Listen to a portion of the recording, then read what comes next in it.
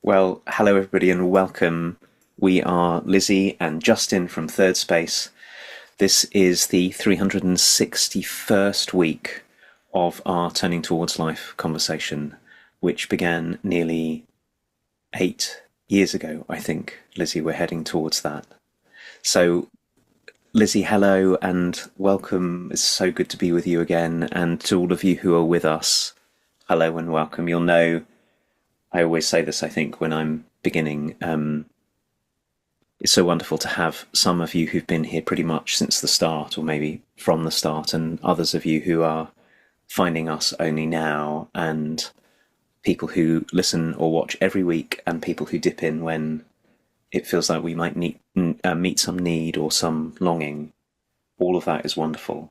So thank you for choosing to give us your ears and your minds and your hearts and your attention when there are so many other things in the world that call for our attention. I know this conversation, Lizzie, between you and me is between you and me, but it's also happens because it's on the in-between of so many people from all over the world. So that's wonderful. And if you want to, you can go and check out Thirdspace. We are thirdspace.org, which is the collective from which this conversation was born and which it's part of. And we are up to all kinds of wonderful, rich, deep, life-giving, exciting things, all connected with the world in one way or another of coaching and our development as people, as humans in the world. So please feel very welcome to head over there or to head to turningtowards.life, where you'll find lots of ways to support us and also all of the previous conversations. And we know, Lizzie, that because I'm beginning, it means that you have chosen the source that's going to be like the wellspring for today's conversation. So I am very gladly handing over to you. Thank you, Justin. I want to just say a quick hello to my friend Ed, who's currently recovering from a stroke in hospital in Glasgow. And he has started to listen to the podcast because I sent it to him as a kind of response and said, often people say to us that they listen to the podcast during any kind of medical treatments or recovery periods or times when they are in a process that's difficult. And he said, "Oh, great, I'll have a listen." And so I just want to say hello and tell people that if you know someone who's in a process like that, it's often really helpful for them to have this podcast as something that gets them through the day, helps them go to sleep, is being listened to while they're doing something hard. And I'm really glad that, Justin, we can be that in the world amongst many other things. Like you said, some people are really busy and listening on the train and just carrying on with normal life. And other people are in big interruptions, big things that aren't the normal course of life. And I think this is something that's really supportive inside those moments. So to anybody who's listening from that space, a special hello to you today. And I have bought this sauce, which is by the wonderful Sibon Fusome. And I'm really, really curious to see how this pans out in terms of what we learn from each other, Justin, and what arises and what we learn from ourselves. I mean, I think that's the thing for me is that as I'm speaking, whenever we talk, I things arise that are new to me, that what I'm what I'm saying becomes something I'm learning from the conversation, not really that I already know or something. I'm really grateful for that, and this feels like that.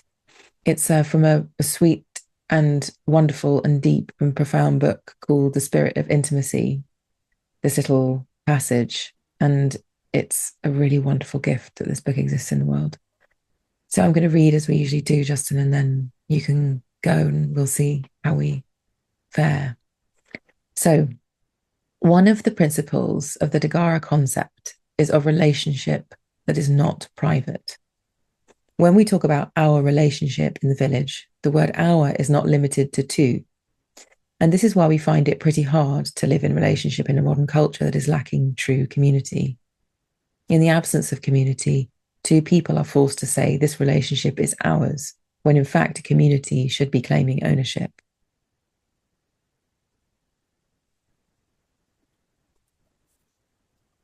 Reminder to everyone, you can always find the sources in the notes, the show notes, and on our website, all of those places.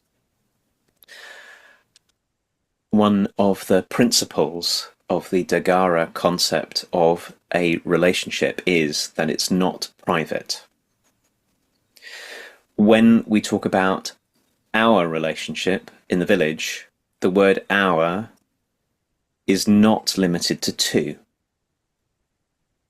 And this is why we find it pretty hard to live a relationship in a modern culture that is lacking true community. In the absence of community, two people are forced to say, this relationship is ours, when in fact, a community should be claiming ownership.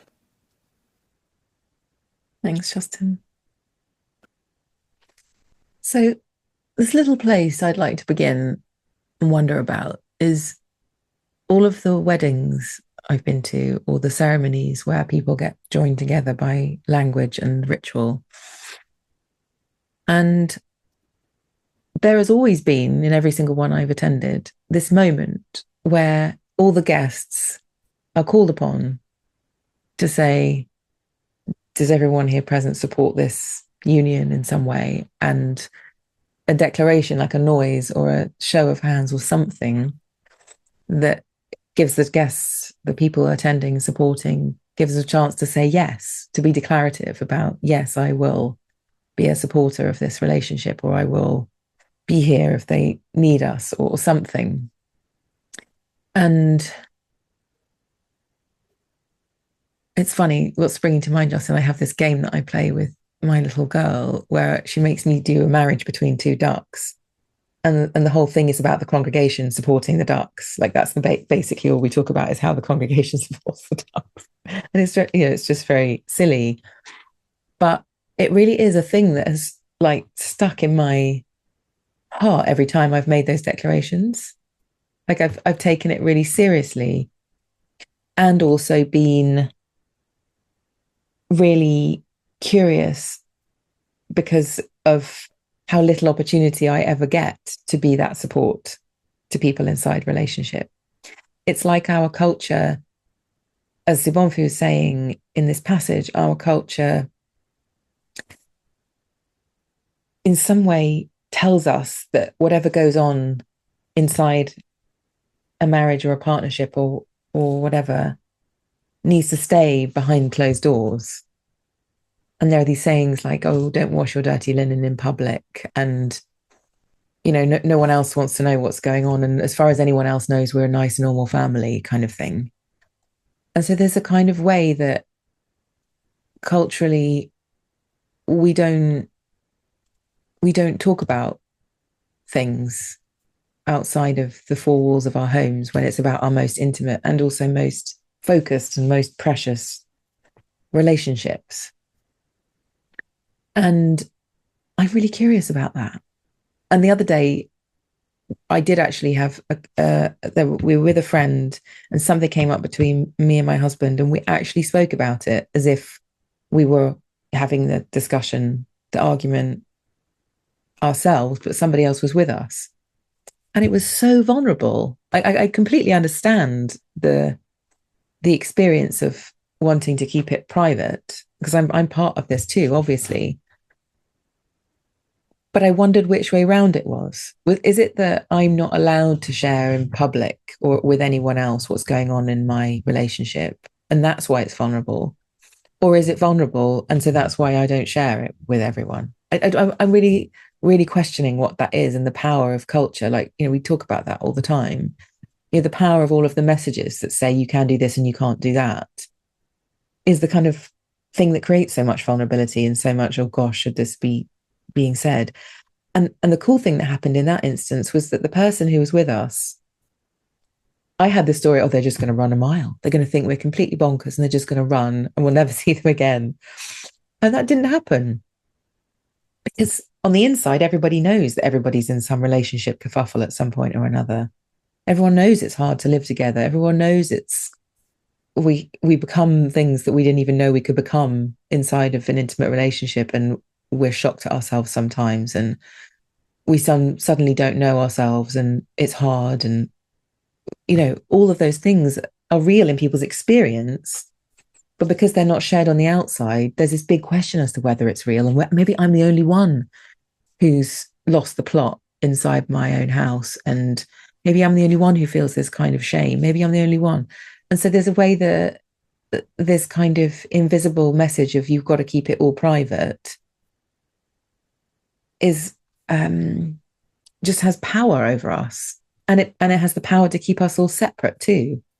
So we don't feel the relief of each other's stories or the relief of each other's kerfuffles, knowing that we're not alone and that maybe this is normal, that this is what marriage is like. And I have a lot of grief because many times before I've even heard about it, somebody's getting divorced or a huge big family situation is arising. And I feel sad that we didn't talk about that like 4 years ago. And what was I doing if I was at the wedding and I said, yes, I will be of support, and then I didn't get to do anything at all? So that's my questioning and my wondering. And I love that this is written in this way, because I do feel like we could have a world where we're not alone in our relationships and we're able to process them with one another and not only in the intensity of a one-on-one situation. Oh, brilliant, Lizzie. My goodness, there's so much to say about this, both from the original source and from everything that you're saying. Oh. One of the things I was thinking was, first of all, there's a similar in the spiritual path that I have grown in. When two people get married, there's a canopy that represents a home under which the people who are getting married get married, and it's open on all sides, very, very deliberately, as a symbol of the very thing that's in this text, which is that this relationship is yours, but it's also everyone's, like in a community. But then, as you say, theoretically, it's the same structure that you're talking about from weddings that you've been to. Theoretically, that's the case. And there's a moment where if you participate in a ritual like that, and those rituals are so important that you feel maybe pulled into the collective nature of this, but then the day ends and we all go back to our ordinary lives, which are quite different from that. And that moment where we got a taste of what it would be like somehow to be in something together vanishes because the culture and the structures that many of us are in don't support it in exactly the way that you're saying. So it's one of the I think one of the encouraging things is, and obviously there are lots of new kinds of rituals and ceremonies that are being made these days to celebrate the formalization in some way of all kinds of patterns of relationship, and many of them have the same thing. But the whole point about doing it doing a ritual with other people to name a moment where some people say to one another, yes, you, and we're in something together with some degree of commitment and intent and everything. The whole reason to do it with other people is in the spirit of this text, I think. And then the rest of life doesn't support us. And one of the ways that I was thinking about it was feeling into your experience of making available a phenomenon in your own marriage to somebody else because it happened to be happening there, and what that's like, sort of like the welcome and the fear and the everything that come with it. And I suppose where I wanted to try and go with this was, there's two different levels to this. So one is that all of us can wonder about our own practices in everything. So we can wonder about our practices in our intimate relationships, like how much do we keep private and how much do we reveal? That's a practice. Do we only have these conversations here, or do we have them here? It's a practice. And the culture supports the practice or not. So we might have a practice of being very, very transparent everywhere and find that everybody runs away. And because the culture... So there's sort of a certain amount that we can work with that. And then we can also wonder about the culture. Like we can start to use it as a way to see what we're swimming in, which is very, very helpful indeed. Because we may or may not, I imagine you may find that if you're just completely transparent, I certainly think this would be the case if I was completely transparent everywhere about dynamics in the relationship with the person I'm married to, some people would run away and some people would stay and some people would be terrified and I might be terrified.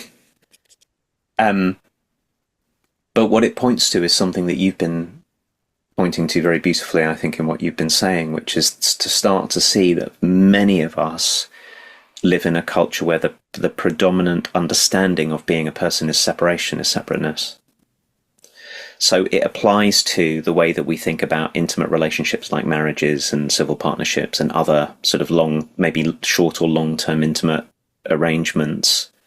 We think of them as completely private. And it affects how families are raised for many of us, because we think of the family as private, where it used to be shared in a way. In the culture in the part of the world in which we live, it 4 or 5 generations ago, for many people, there was probably much more of a sense of it being shared in extended families and beyond families. So it extends that way, but it also us, each of us personally, because all the inner relationships I have in me that aren't even with another person, it's really easy to see those as separate. Like, that's just what's happening inside me. It's the same phenomenon. And it's untrue that they're private. It's actually untrue.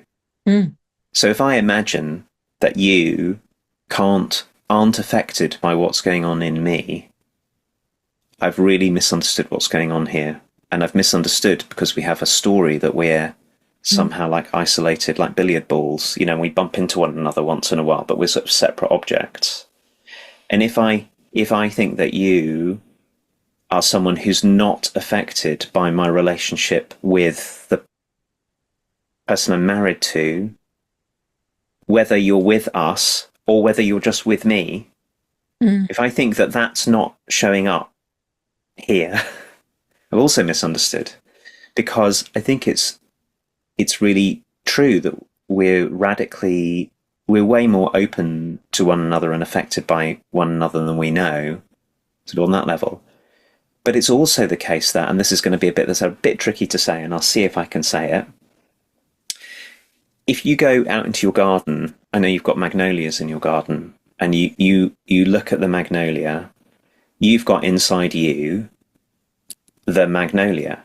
And there's the magnolia, like the physical magnolia that anyone could come and see. And then there's the way the magnolia lives inside you, Lizzie. And that is also part of the magnolia. How it lives in you isn't not the magnolia. And you go off and you carry that around with you, and it's there with you all the time. So you're not separate from it in that way either. And that's true of all of this too. So I live in you just as you live in me, because there's a whole way in which I show up in the experience of being a person that you are, and there's a whole way that you show up. And then I know it's true that there's a way that you and your relationship with your husband show up in me. Yeah. And who's to say that the way it shows up in me isn't some part of what it actually is, just like your sense of the magnolia, as I know. So it's actually not even just a sort of, wouldn't it be good if we all could sort of have a sense of some kind of collective endeavor around acknowledging that there are things in our intimate relationships that we do keep, that are the part of what makes them intimate is that there's privacy in it, but that it also actually also belongs in all of us all the time is true. And maybe one of the great sources of suffering for many of us is that we've so internalized the story of separateness that we don't even begin to get that we live inside one another. We and our relationships live inside one another all the time, which is what the symbolism of a wedding ceremony actually evokes. It sort of makes it public for a moment, and we all go, oh, we're implicated here. Yeah.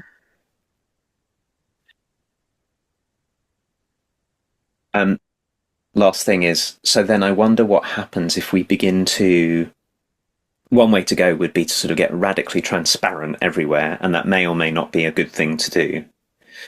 Would be wonderful in some ways and difficult in other ways, but maybe another way to go is to start to really, really see how all of this belongs inside everyone, and start to wonder about what does that mean, that what I take to be private isn't really, it's affecting everyone around. The thing that's coming to me, Justin, is one of the kind of ground rules that you and I know about in our work with the groups that we have, which I'm not sure we talk about that much, but it's present and it's a big, strong intention, which is my sister tells it in the story of a tailor that she says, I don't know what her source is, but anyway, she tells it in the story of a tailor where a tailor looks at his client and doesn't measure them once and then give them the same size clothes every time they come in for a new outfit. He measures them every time because they're probably different today than they were yesterday.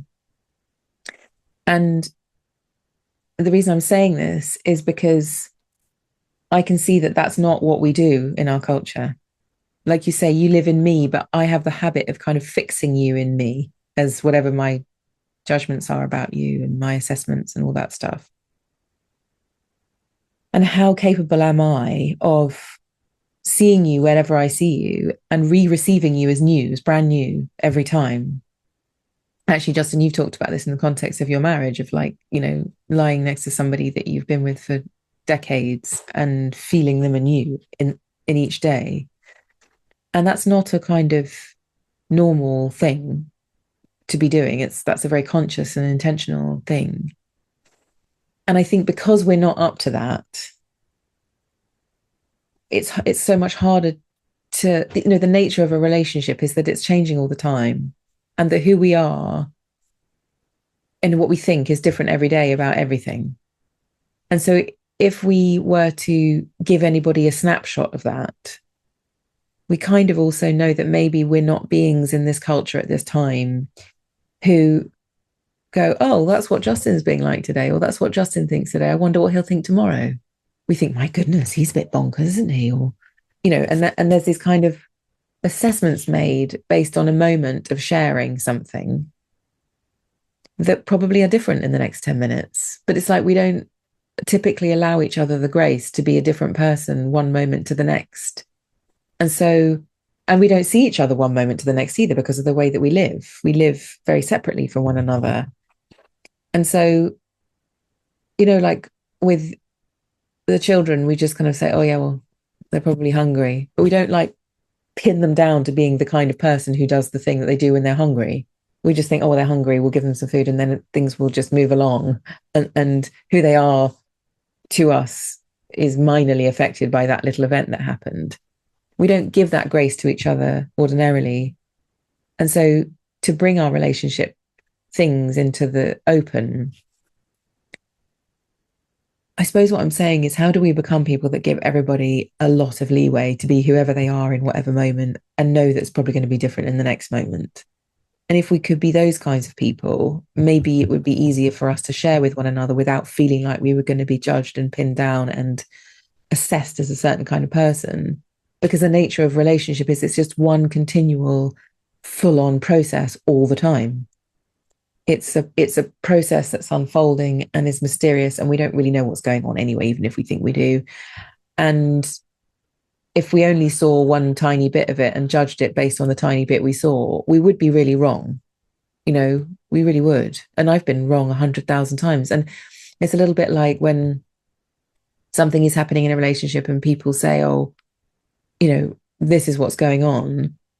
But one person says that to you and you take sides. You say, oh my God, I can't believe that. And they're a terrible person. And I can't believe this. And then the next day they're back together again and everything's okay. And you took a side. And it's like, oh no, that can't be what, that doesn't have a place here anymore, because now I'm in service to the togetherness, not to the individual story about what was going on. And I'm sure many people have had that experience of kind of stating their opinion, and then suddenly the people are back together again, and we have to relate to them as a unit, not as two individuals.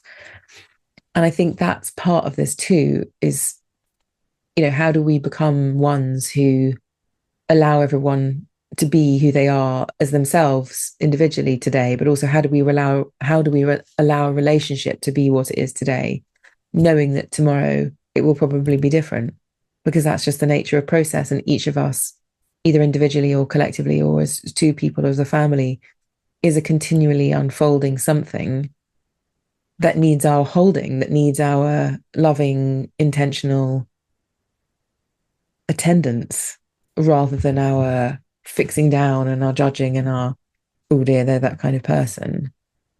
And then maybe it would be easier. Maybe we could make it easier for these things to be shared and for us not to feel so alone in the most powerful and intimate place in our lives, because we could be that kind of openness and curiosity for one another's process. Yeah, I love this way of talking, Lizzie.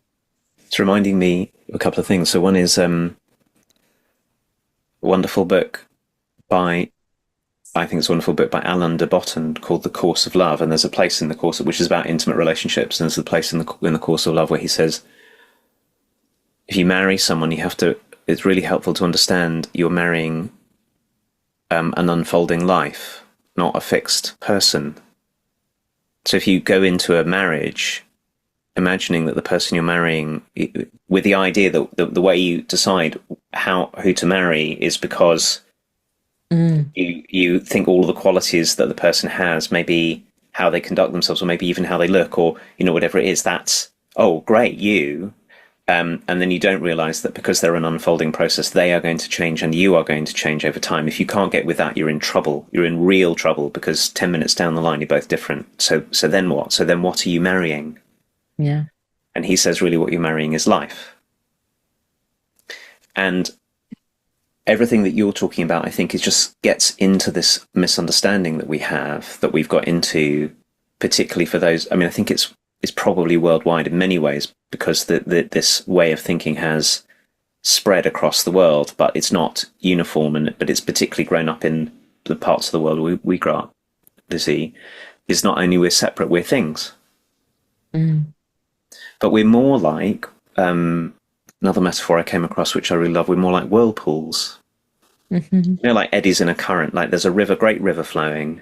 You go and see a whirlpool in the river, and you can point to it where there's a whirlpool in the river. There's a whirlpool. You can see it. It's a thing, but it's not a thing. It's a process, and it's drawing in what's around it, and it's shaping what's around it, and it only keeps going as long as the process goes. The whirlpool isn't a thing in and of itself. If the process stops, the whirlpool's gone, but the river's still there. And we're like that. So inside an intimate relationship, or a friendship, or a parent-child relationship, or whatever, getting that we're processes, we're unfolding process. But the other thing is, like whirlpools, we just really are affecting one another all the time. Yeah. And so the idea that, so when the mistakes we make when we go, I'm fixed and I'm a thing and I'm separate, gets us in terrible trouble, but it's the predominant narrative that we live in. And it leads to all kinds of structures and ways of talking and not. And then we imagine that it's not just flowing out into everything. So I'm really with you that the starting to ask the question, which also has been, if I think about what the practice that we have at the heart of our work, Lizzie, and the heart of what we teach, which we call coaching, which is a highly problematic word in many ways because it means so many different things. But if I think about what it is, one way you might say it is it's a real aliveness to process, and the opportunity to make explicit what's going on in the process in us and between us, to bring it out into the world, and then to be very, very curious and interested in it, and then to wonder about it and appreciate it, and also to address the suffering as well as the joys in it by shifting how we talk and move and feel and relate. That's what we're up to. And very often when we're coaching in that way, what we get to do with our clients is talk about things that don't come into the public domain very often, but probably should. And I know that as I've both practiced being a coach and also have been coached and also have been in these kinds of conversations, I'm able to be way more transparent than I was of things that are actually already transparent. Yeah. It's not that they're not transparent. Many of them just are actually out happening in the world, whirlpooling alongside of the whirlpools. And it really does, it's not, I'm trying to be really clear here, it's not just that talking about them is a good thing. Sometimes it's a great thing and sometimes it's not. It's really understanding that this source that we're reading just is true.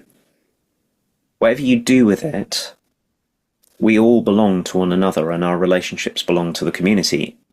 Even if the community that we're part of is one in which we all feel terribly separate to one another and isolated from one another, and we barely know our neighbours, and we, that kind of setup that's so common, the same phenomenon is still happening. And then all of this wonderful source and this conversation raises a different question, which is how do we want to respond to it? Mm. Because it's not, I think, often working very well that we continue to imagine that we're separate, isolated Mm. things and not flows, whirlpools that are whirlpooling alongside other ones, or flows that are. Just had another thought as well, Justin. In our work, we would purposefully set up a group, for example. So I have my peer supervision group where I bring myself to the group intentionally to be supported in the work that I do with people. And that is explicit. We write down why we're here, what we're doing, what it's for, when we're going to meet. All it's very, very organized. And how come there isn't a thing in the world where we say, okay, so for this relationship, we are going to have monthly support from this part of the community that we really trust and we really love and we know really see and love us. And we are going to organize ourselves to have a support system that allows us to have a practice of support so that we don't wait 7 years until everything's irreparable, but we have an ongoing something with members of our community, people that love us, that we love, to purposefully be in the conversation about what's happening in our relationship. Like maybe that exists, and if anybody knows what that is and has any conversation about that, I'd love to hear from you. But I just think it's like I can see what we value and what we don't value in outer terms. Like clearly, my work life is valued in an overt way more than my marriage is valued, which is bonkers because so much of the foundation of whether we can go out and do the work that we do in the world lies at home and our foundations. And so I just have this little kind of vision emerging of what would that be that in relationship we could seek support from those who we trust and love and would want to be in that process with and purposefully meet in service of a relationship and what's happening and put it out there even in a small way. So it's not like we're being telling the world everything all the time or something, but that we have a support structure that's normal for our relationships, our foundational, important, central place that we put ourselves and experience ourselves and eddy around with each other. That feels very normal to me as I'm saying it, and yet I don't know that it exists anywhere. And I would quite like that. Actually, very much like. Oh, so I want to say thank you to this source, to Sibon Fu Somé, for having been a wonderfulness that generated all of these insights in her book. I want to say thank you to you, Justin. I want to say thank you to everyone, and I love this particular conversation. To me, is like gold because it really helps. It's like I had that thought of being the person at the wedding and being confused as to why that never ever came to fruition. And I'm actually having the conversation I really would want to have about it and taking my thoughts and thinking further and wondering. And thank you for being able to do that with me and wanting to do that with me, Justin. And thank you to everybody for listening. And we will be back next Sunday with a source from Justin. Thanks, Lizzie. Thank you, everyone. Bye.